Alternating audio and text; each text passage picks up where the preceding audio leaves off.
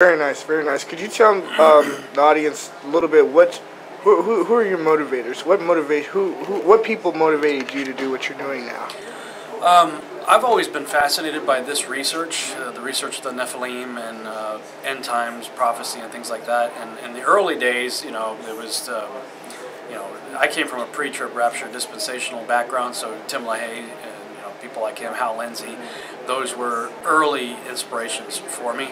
I am no longer on the same page as those guys are. I don't anymore believe the same things that they teach. As I started to come off of that page, I started looking more into ancient mythology, ancient texts, the Hebrew texts, of course the biblical texts, as well as what I call biblically endorsed extra-biblical texts, or synchronized biblically endorsed extra-biblical texts. Books like Enoch, Joshua, and Jubilees, for instance. These are books that are quoted and referenced in the Bible and even mentioned by name a couple times. The book of Joshua is named twice in our Bible and inferred in another area.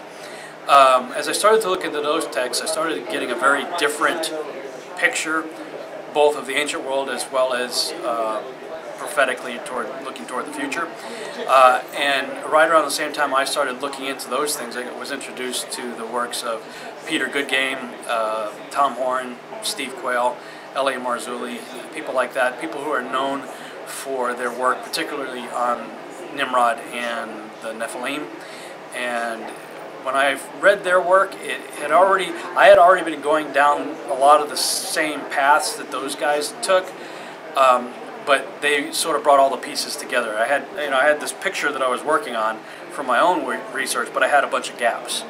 And when I read their work, they filled in quite a few of those gaps. Now, I don't agree with everything that they say, but a lot of it resonated with me, and so it just set me off on my own path. And I believe in giving credit where credit is due. So the things that they inspired me by, I usually will say something like, I first read this in Tom Horn's book, or Steve Quayle, or whatever. But then I have my own thoughts, my own opinions, and based on my additional research, especially in areas where I may differ a little bit from these guys. But my whole thing is, I don't think anybody has 100%. I don't think any of us do. Anybody who's out there claiming they have the corner on truth, run as far away as you possibly can. Paul said that we all see through the glass dimly, which means we're looking through, if we can imagine, like a distorted piece of glass, and we're trying to figure out what the big picture is. Now, from my angle, I see certain details that are crystal clear to me, but that doesn't mean I've got the whole picture. From this guy's angle, he may see something, and to him that's crystal clear. And if we can stop fighting about it, that's the unfortunate thing. A lot of people, well, if you don't agree with me, then you're a heretic, or whatever. They call you all kinds of things. I'm motivated by collaboration. I love events like this where I can get with other speakers that I've never personally met before.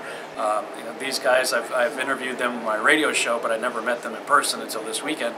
And a lot of times we have opportunities to hang out before and after the conference and during lunch and dinner breaks and stuff like that.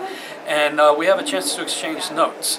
And I've learned just in the last few hours, I've learned things I didn't know before I came here. And some of the things that I thought I knew have been challenged by David's talk earlier. And, I'm going to have to chew on it for a while. And I like that. I think, if we can come together and stop fighting and claiming the corner on truth, I'm on a quest for truth. Which means, look, I will change my mind about something I think I know if you have a better argument. And if you're going to have a better argument, it better, from my perspective, it better be backed by Scripture. Scripture first, and historical evidence and other things like that afterwards certainly are applicable. But I consider myself to have good and well-informed opinions, but that's all it is. It's my opinion based on my research. Somebody else may have done research that's more compelling and more thorough, and if they can present their case, then I'll change my view.